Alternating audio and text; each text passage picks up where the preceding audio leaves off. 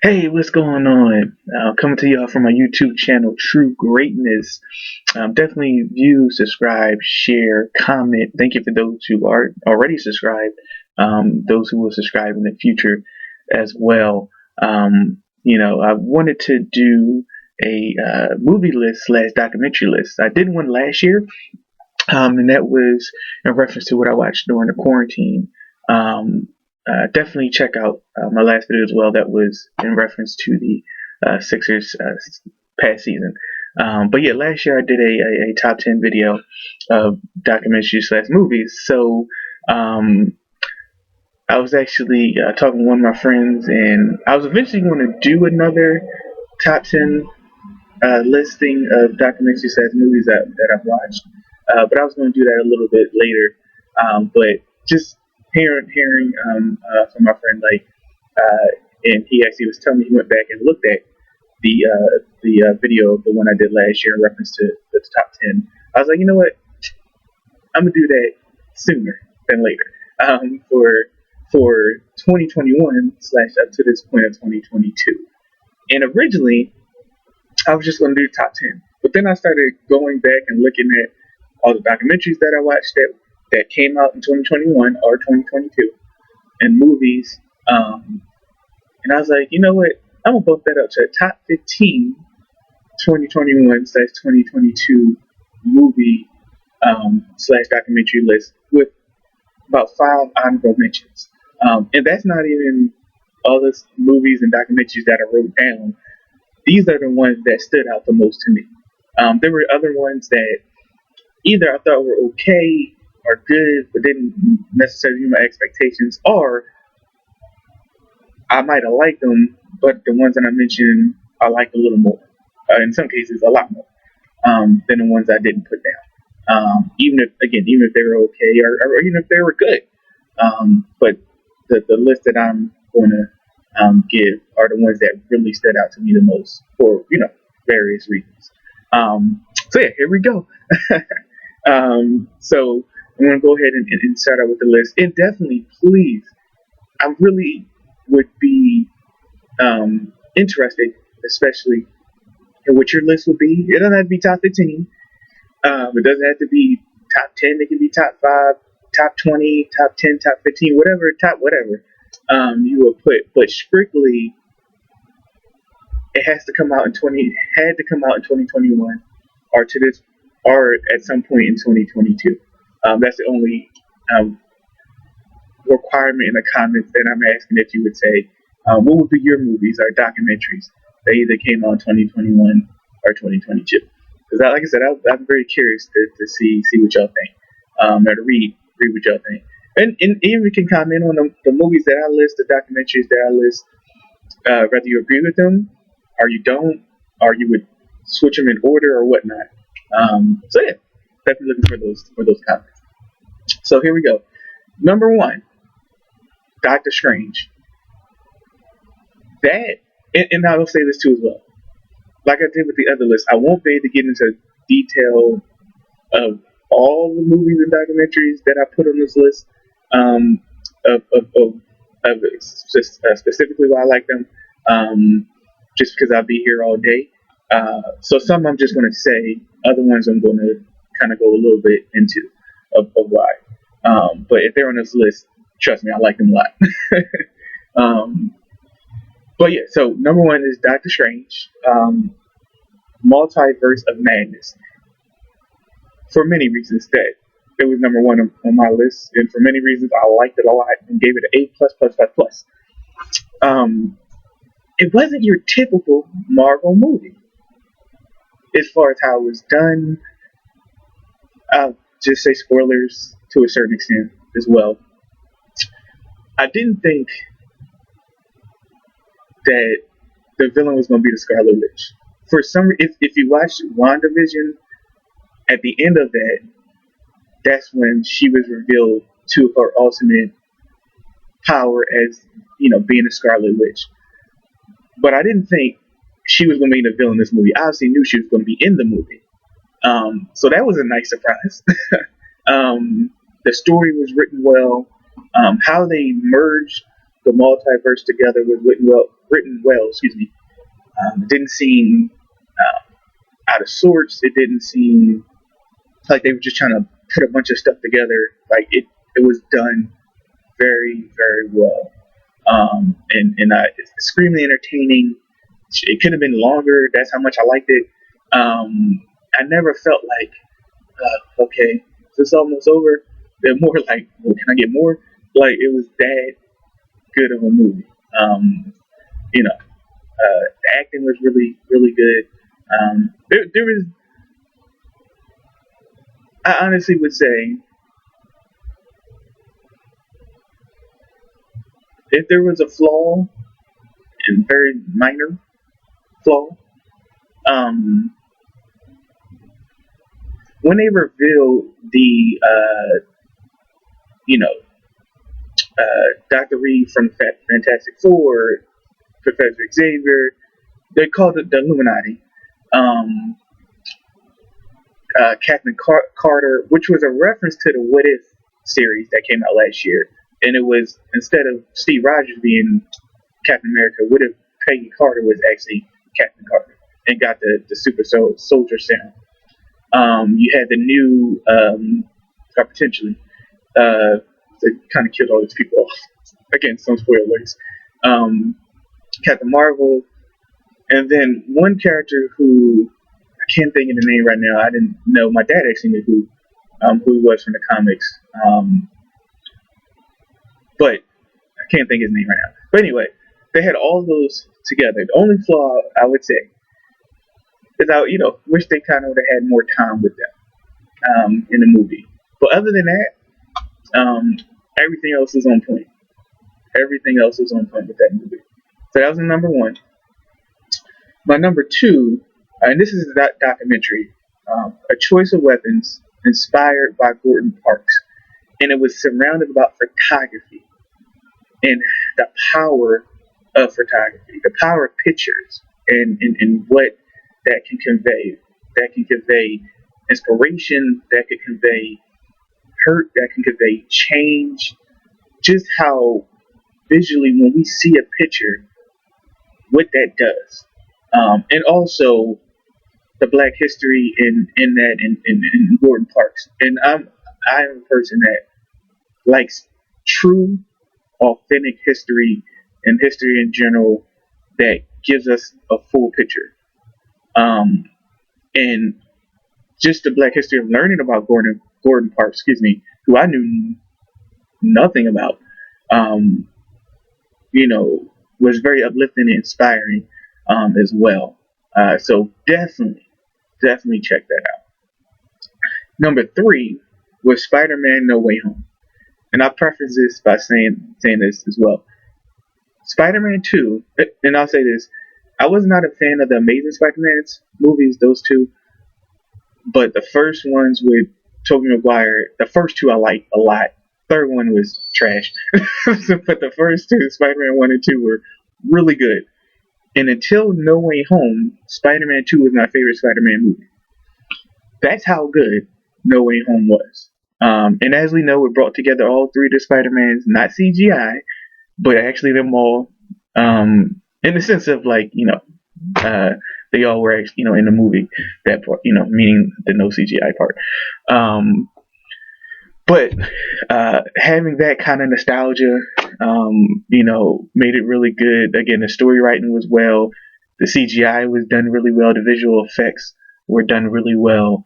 The villains that they had in there were done very well. And I especially liked how Jamie Foxx portrayed Electro in this one in comparison to the Amazing Spider-Man 2 one. Like, the way he did Electro in this one that's how Electro should have been done from the start. So the villains were on point. The only villain that I thought made no sense, sort of, because it was like, it was kind of like, why is he in the movie? He didn't really do anything, and I didn't think really need to be in there. But I get it for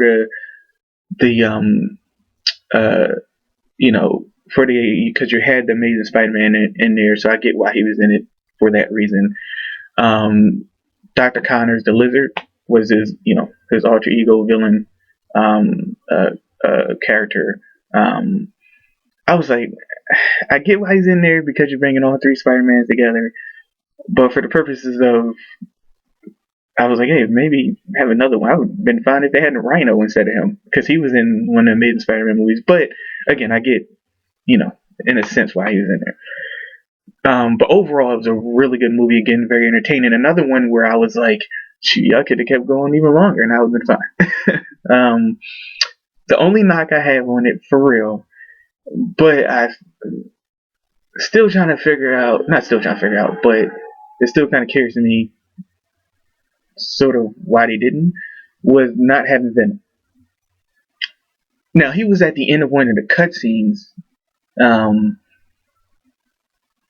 but it was almost like you kind of teased him at the end of the last Venom, Let There Be Carnage. Um, but you then didn't put him in the movie until the very end of the cutscene where there was no action. So it's like, what? Um, but overall, again, it was a fun movie. Obviously it had its comic relief parts, a lot of action. Um, the surprise they killed off Aunt May, and at first I was like, what? But then again, if you look at all the Spider-Mans, well, all of them, Uncle Ben was the one who got killed off. So, with not having Uncle Ben in this movie, it makes sense that, okay, you don't have Uncle Ben, then you have to kill off um, Aunt May. And obviously, this was the younger version of Aunt May. Um, this whole Spider-Man trilogy to this point, with Tom Holland. So I still was like, what? That happened? But then I thought about it later and it makes sense. But again, like I said, just a really entertaining movie and just well written. Very well written, excuse me. Um, Number four, I would say King Richard. Uh, the amount of confidence that Venus and Serena and their sister, and that Richard Williams and his wife, the amount of confidence that they put in those girls, and not arrogance, but legitimate lifting up confidence, you know, showing them that they're queens. I mean, all those things like that they put in those girls, even their sister that didn't play tennis, or didn't get to the fame, level of Venus and Serena. It was such a uplifting movie to watch, and there were parts that were tough, no question. There were some scenes that were tough, and just a lot of family dynamics that were going on as far as between Richard Williams and his wife, Venus and Serena's mom. It was a great movie. It's such worth the watch, no doubt. Um, Number six, um, the legacy of Black. This is a documentary. The legacy of Black Wall Street. Again, Black history, true Black history. The history you're not going to get in the school books. I mean, nowadays that might be a little different because a lot of push has been for getting authentic history in general. Um, so yes, there was obviously tragedy that came with that at the end of Black Wall Street, no doubt, but which because of racism, um, which obviously is sad and just ridiculous of why of how Black Wall Street was brought down at that time. But the inspiration of that, on the other end, is that generational wealth can be done. And just that's what Black Wall Street showed. It was Tulsa, Greenwood, Black community, and just the amount of generational history that black-owned businesses, the education. I mean, it was just the medicine, the hospitals, so on and so forth. Just the amount of black excellence, that came out of that, in spite of the tragedy at the other end of it, was just inspiring to learn and to know. And just knowing the whole story as a whole is again great. And as far as that building, and that building up, so and again, just learning authentic, true Black history is so important, so important. As a Black man, as a Black person. Number 7, Zack Snyder's Justice League, and I'll just preface it by saying this: it was a Justice League that we needed to see. Well, I'm not gonna say needed to see. Excuse me. It's the Justice League that, as a person who wanted to see a Justice League come out, and we know the 2017, 2018 version was it was crap. It wasn't what anyway it should have been. So the Zack Snyder Justice League was exactly the Justice League that it should have been. From who was the true main villain, who it should have been from the first place, which that's what the Zack Snyder Justice League had, to just how it was written, how, and obviously it being 4 hours, you can add in things, more, kind of put that stuff that a lot of times would be kind of what they say on the cutting floor. But you can, do that with a 4-hour movie. You can kind of add in all those little things that, wouldn't be in the theater movie. It was just what I was looking for Justice League. And I apologize if I didn't say, if I skipped over one by accident. Number 5, and I did do that on purpose. I just realized that, because I was about to say it, but I forgot to say what was the order that I put in there. This is another documentary, and it actually just came out. It's called Dream On. It was of the story of the women's basketball Olympic team and the fight to really get it to where it needed to be. There were other, women, Olympic basketball teams, and that won gold and things of that nature. But as far as popularity, as far as getting truly on a national televised stage, not it just kind of being an afterthought. This really went into all that, and a bunch of Hall of Fame, uber talented players, and who have made an impact during, since Title IX has started, and their impact within that. And it's been 50 years since Title IX has been about.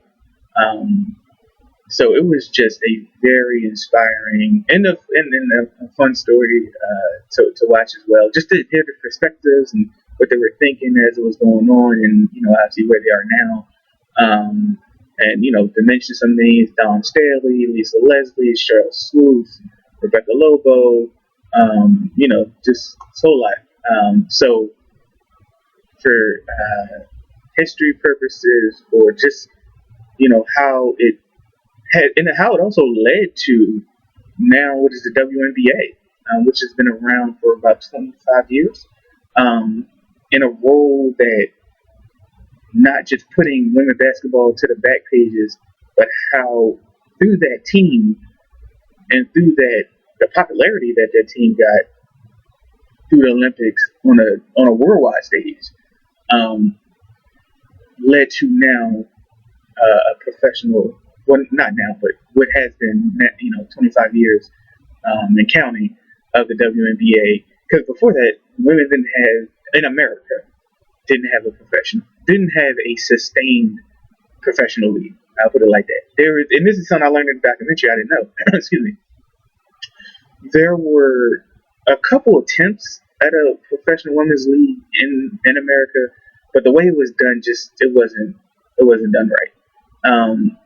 And then eventually, excuse me, what became the WNBA, and how this women's Olympic basketball team, the success that they had, and there was some, obviously struggles leading up to it, and even getting through, but overall, just the dominance, the um, the way that they handled themselves, all of it, the notoriety that came through that Olympic team, like I said, led into a professional league in America that can be sustainable and has been sustainable, and hopefully will continue to be sustainable, and continue to grow in notoriety, popularity, and you know just that continued platform being out there. So yeah, Dream On, definitely check that out. It was the ESPN 30 for 30 doc. It's 3 parts. Really, really good.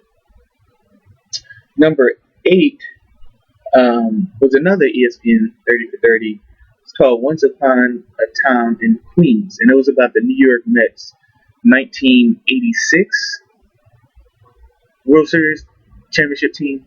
You want to talk about a documentary that's interesting in the sense of talking about a cast of characters, and that's used a lot in reference to sports, but they were a cast of characters, and a very good team, and just how collectively they brought that team together, and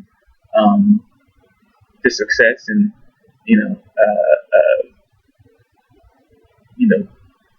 I won't say greatness of the team, but that team is really good, and obviously, um, you know, winning the World Series, and also showed when you live in the wrong access,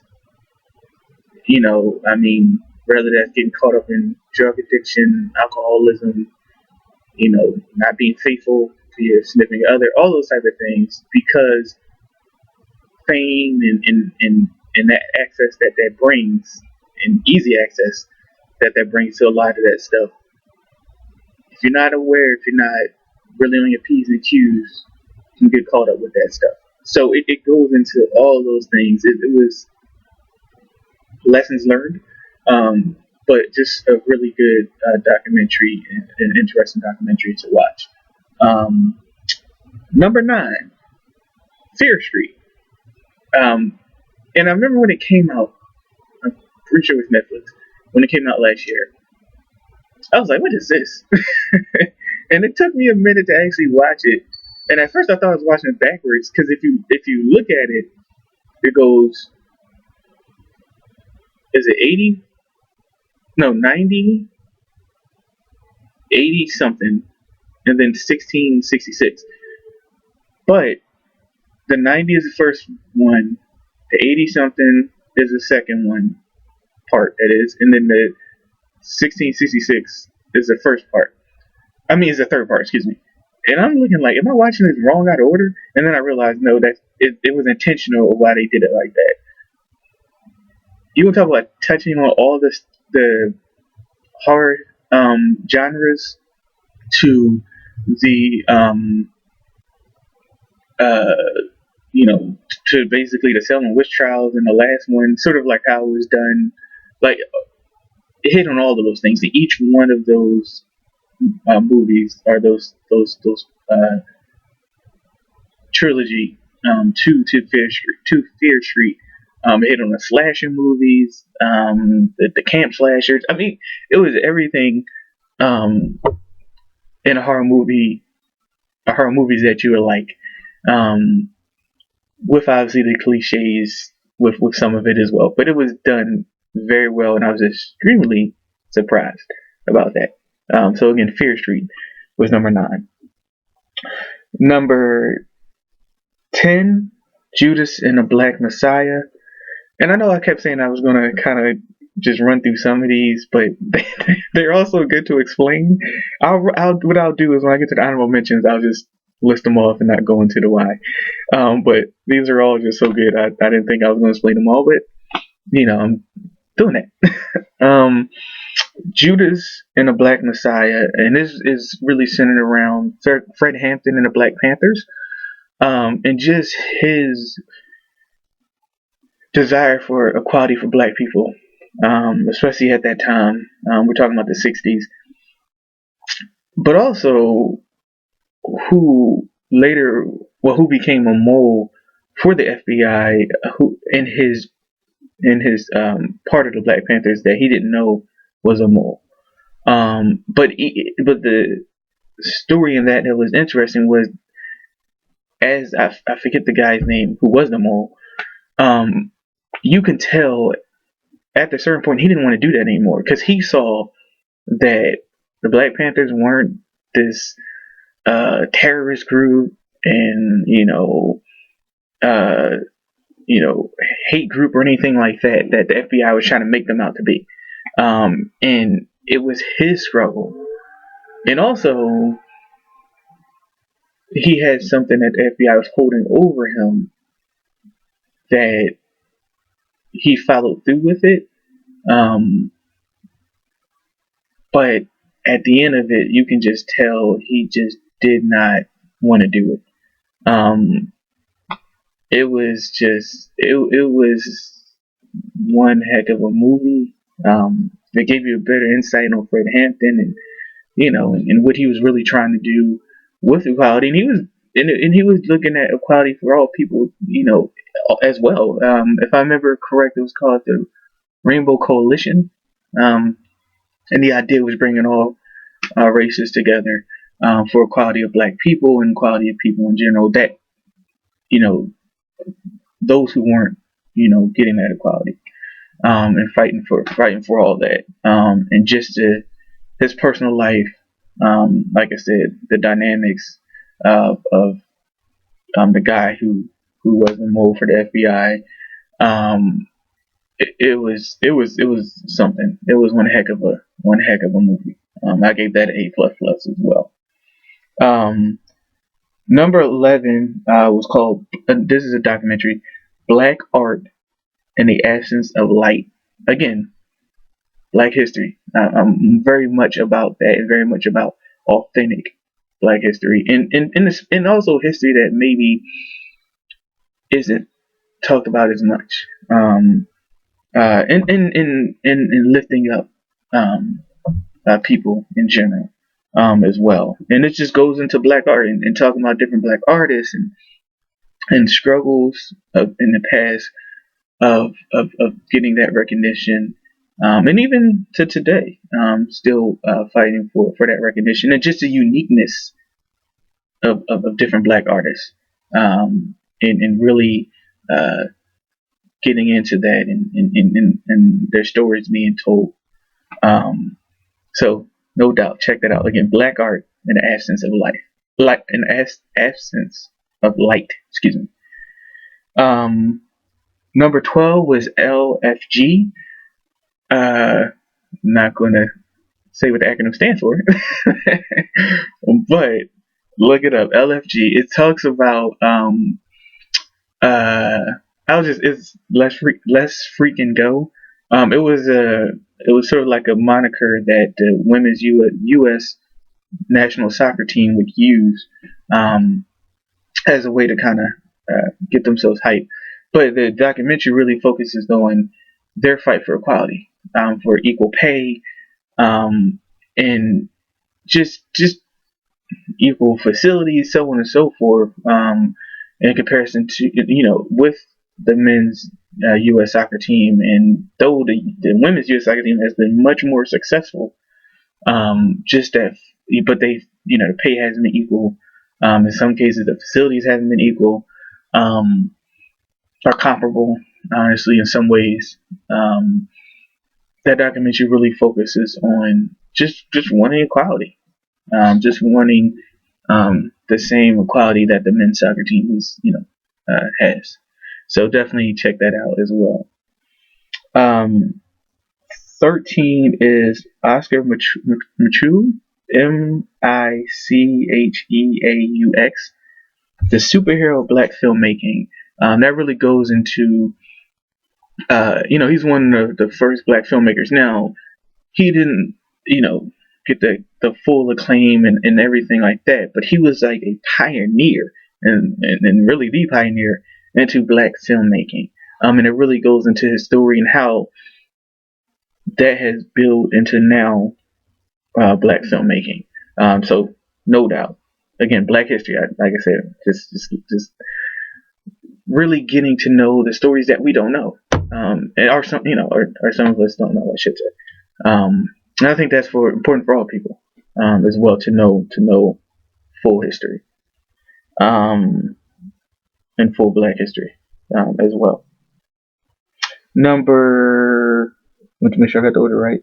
Number 14 is All the Old Knives. Just recently watched that. Just did drop this year. That's a movie. I'll just preference it by saying this. It was a movie. It was sort of like it's a spy movie, espionage, but the way it was done, and it wasn't like a bunch of action or anything like that. It wasn't your James Bond, nothing along those lines. But it definitely, just in the storytelling, the way it was done, it just held my attention. So I really liked it. I was surprised, but I liked it. And then 15 was Dune. Yeah, Dune. It was a remake of one. I think that original came out either in the 80s or the 90s. But I liked it. I thought it was again, not a heavy action movie, and it's probably gonna be a sequel more than likely. But just in the way it was done was I liked it.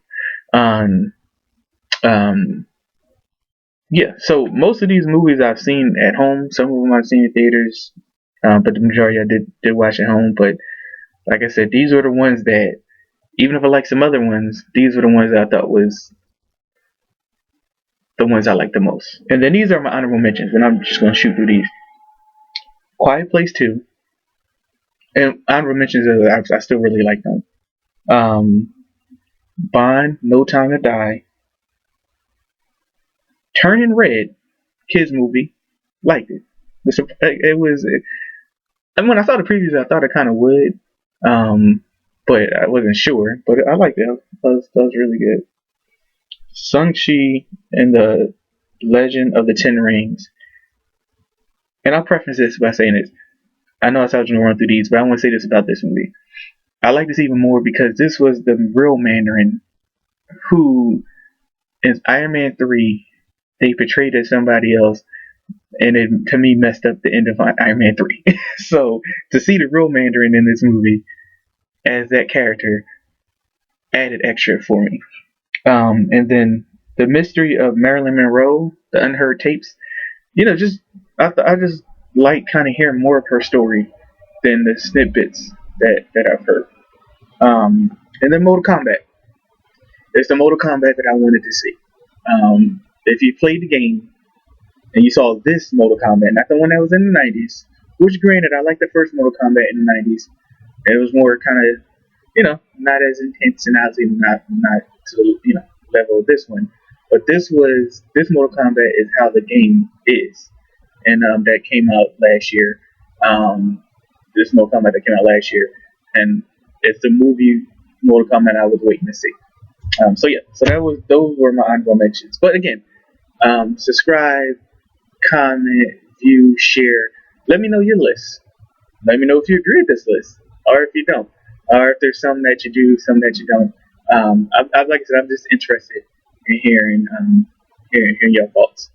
All right, have a good one. Again, this is coming from my YouTube channel, True Greatness.